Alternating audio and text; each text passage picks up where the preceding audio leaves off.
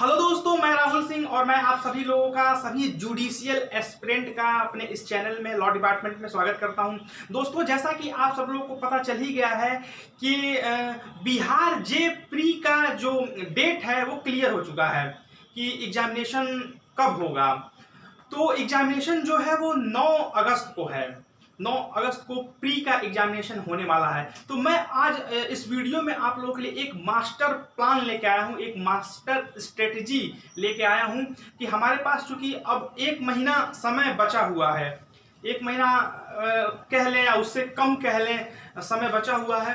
तो 1 महीने में हमारी क्या स्ट्रेटजी होनी चाहिए, हमारी क्या, हम लोग का क्या कैसे करना है, ये सब चीज़ों पे हम डिस्कस करेंगे। तो चलिए डिस्कस करते हैं। जैसा कि आप सब लोगों को पता है कि 2 पेपर होते हैं बिहार प्री में, बिहार जे प्री में। जो पहला पेपर होता है वो जीएस का होता है, यानी जनरल स्टडीज का होता है। तो इसमें हमारी क्या स्ट्रेटेजी होनी चाहिए, हमें क्या पढ़ना है, कैसे पढ़ना है। तो इसमें आपको जो पहला पेपर जो है सब्जेक्ट है वो हिस्ट्री का है, हिस्ट्री है इसमें आता है। तो हिस्ट्री में भी आपके 3 पार्ट है, इसमें भी एशियंट, मिडिएवल और मॉडर्न हिस्ट्री। तो आपको इसके लिए जो हिंदी मीडियम के लोग हैं वो सिर्फ घटना चक्र की एक बुक आती है, उसमें एक बुक में आपको तीनों रहता है। उसमें एशियंट का भी रहेगा, मिडिएवल का भी रहेगा और मॉडर्न का भी रहेगा। तो जो हिंदी मीडियम वाले हैं वो घटना चक्र पढ़ेंगे और कुछ नहीं, बस घटना चक्र। वो एमसीक्यू टाइप में रहता है, आप उसको सॉल्व करते जाएंगे, पढ़ते जाएंगे। और जो इंग्लिश मीडियम के हैं वो लूसेंट पढ़ेंगे और कुछ नहीं पढ़ेंगे। और हाँ, अगर आपको बैक ईयर क्वेश्चंस अगर मिल जाता है तो उसको अधिक से अधिक सॉल्व करेंगे। बाकी अगर बुक्स की बात करें तो केवल घटना चक्र पढ़ेंगे। और इसमें भी आपको विशेष रूप से जो बुक और ऑथर है, जो इम्पोर्टेंट जो बुक्स हैं, जो ऑथर है उसको पढ़ना है और उस पर विशेष रूप से ध्यान देना है। और जो इम्पोर्टेंट जो लड़ाइयाँ हुई थी ये सब को देखना है।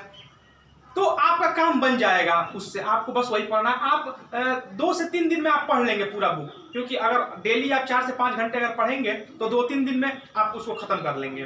ठीक है। ज्योग्राफी, इसके लिए इसमें इंडियन ज्योग्राफी आता है, तो इसके लिए भी जो हिंदी मीडियम के हैं वो घटना चक्र पढ़ेंगे। बहुत शानदार बुक है और उसका आपको सब कवर हो जाएगा। और जो इंग्लिश मीडियम के हैं वो लूसेंट पढ़ेंगे और कुछ नहीं पढ़ेंगे, यही पढ़ेंगे बस। और साइंस के लिए भी घटना चक्र की एक बुक आती है, बहुत शानदार है। उसमें आपका फिजिक्स, केमिस्ट्री और बायोलॉजी तीनों उसमें रहता है, वो भी एमसीक्यू पैटर्न में रहता है।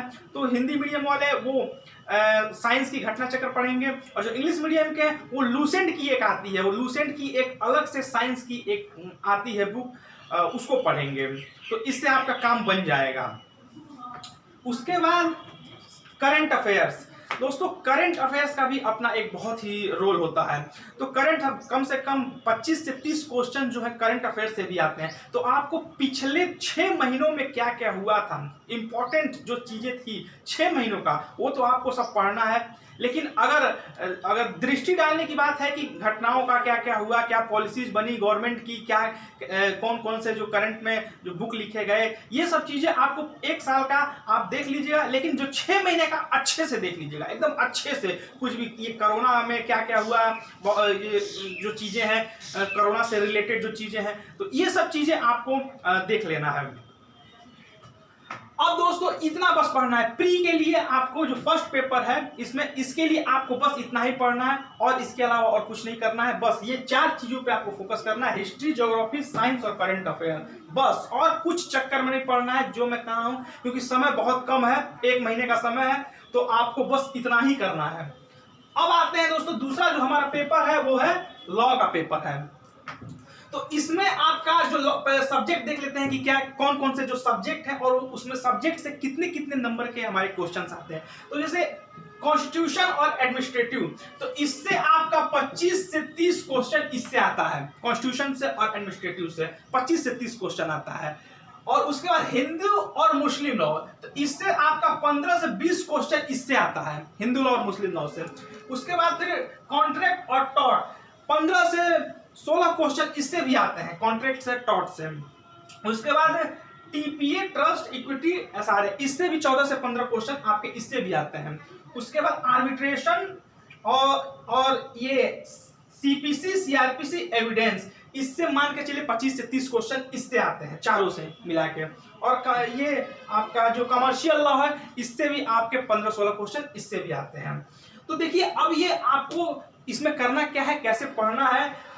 इसमें आपको अभी कोई बुक और बैरक नहीं पढ़ना है, आपको एक बुक लेना है, एमसीक्यू टाइप का आता है, परीक्षा मंथन का आता है, हिंदी मीडियम वालों के लिए परीक्षा मंथन और इंग्लिश मीडियम वालों के लिए बहुत सारी बुक्स आती हैं, तो उसमें भी आप देख लीजिएगा।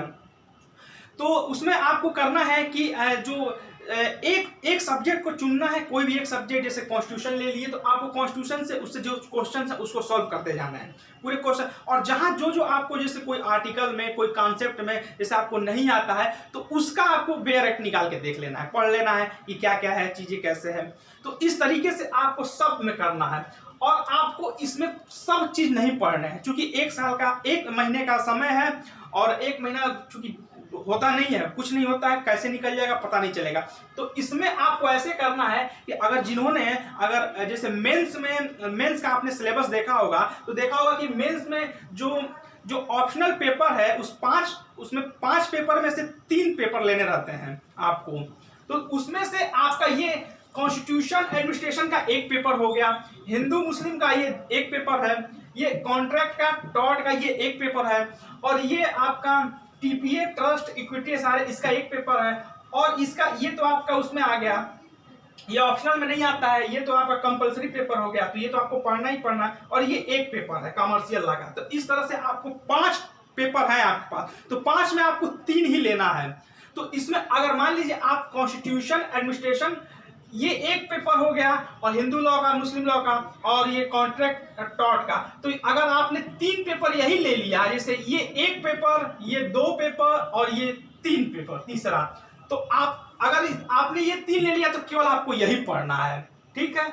और अगर आपने टीपीए सारे इक्विटी ट्रस्ट ये लिया कॉमर्शियल, मतलब कहने मतलब कि जो आपको जो पेपर आपने मूड बनाया है कि जिससे मुझे मेंस में मुझे पेपर लेना है, तो आपको प्री में भी वही पढ़ना है। अगर आपने 5 में से अगर 2 जैसे टीपीए ट्रस्ट इक्विटी ये आपने छांट दिया, इसको नहीं लिया, सॉरी, तो ये आपको नहीं पढ़ना है। कॉमर्शियल लॉ आपने जैसे छांट दिया, नहीं पढ़ना है, तो ये दोनों आप छांट दीजिएगा। उसी तरह से मान लीजिए अगर हिंदू मुस्लिम लॉ अगर नहीं लेते हैं तो इसको नहीं पढ़ना है। मतलब जो 3 सब्जेक्ट आप लेते हैं उसी को आपको पढ़ना है, क्योंकि आप देखिए जैसे 250 नंबर का होता है, तो आप थोड़ा कट ऑफ भी देखिए ना, पिछले 2-3 सालों का कट ऑफ निकाल लीजिए, तो आपकी जो तैयारी है थोड़ा उसको देख के भी करिए। भाई आप ये जो प्री है वो क्या है, वो प्री में जैसे ऐसा तो नहीं है कि प्री आप क्वालिफाई कर लेंगे तो आपका सिलेक्शन हो जाएगा, ऐसा तो है नहीं। तो प्री को आपको जैसे जस्ट एक क्वालिफाई नेचर का पेपर है, तो जस्ट इसको क्वालिफाई ही करना है। इसके लिए क्वालिफाई करने के लिए जो जो जरूरी चीजें हैं वो पढ़ना है। तो आपका जैसे अगर आपने इसको छोड़ भी दिया, नहीं पढ़ा, फिर भी अगर 200 नंबर तक का आप लोगों ने अच्छे से तैयारी कर लिया, जैसे इसको पढ़ेंगे समय इसमें 4-4 एक्ट आते हैं कॉमर्शियल लॉ में, तो आप ज्यादा फिर चक्कर में पड़ जाएंगे, कंफ्यूजन होगा। तो इसको पढ़ने से अच्छा जो समय है उसी को आप इसमें कॉन्स्टिट्यूशन को अपना और रिविजन करिए, मतलब जो ये जो चीजें हैं इसी को और पक्का करिए, अपना रिविजन टू रिविजन करिए, तो आपका उससे क्वेश्चन गलत होने के चांसेस नहीं रहेंगे। और आपको एमसीक्यू टाइप क्वेश्चंस आपको अधिक से अधिक सॉल्व करना है। तो दोस्तों ये था हमारा जो प्री के लिए स्ट्रेटेजी था। दोस्तों ऐसा नहीं है, अगर मान लीजिए चूंकि समय कम है, 1 महीने का समय है, अगर ये समय हमारे पास 6 महीने का रहता या फिर और ज़्यादा रहता तो हमारी जो स्ट्रेटेजी है कुछ और होती, क्योंकि हम समय के हिसाब से उसके अकॉर्डिंग ही तो हम अपना स्ट्रेटेजी बनाते हैं। तो अभी हमारे पास सिर्फ और सिर्फ 1 महीने का समय है, तो उसके लिए आपको क्या पढ़ना है, कैसे पढ़ना है, मैंने आपको बता दिया है। तो बहुत बहुत धन्यवाद, चैनल को सब्सक्राइब करिए। थैंक यू वेरी मच और ऑल द बेस्ट।